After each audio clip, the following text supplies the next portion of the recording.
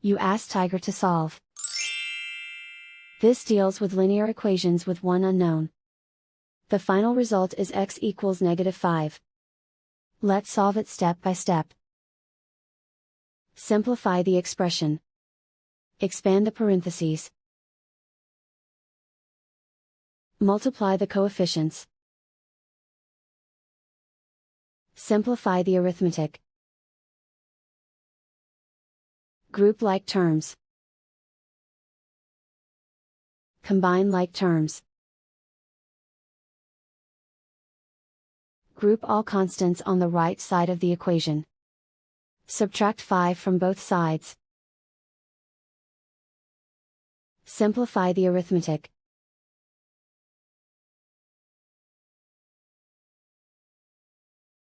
Isolate the x. Divide both sides by 7.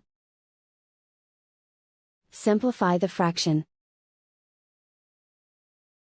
Find the greatest common factor of the numerator and denominator. Factor out and cancel the greatest common factor. And so the final result is x equals -5.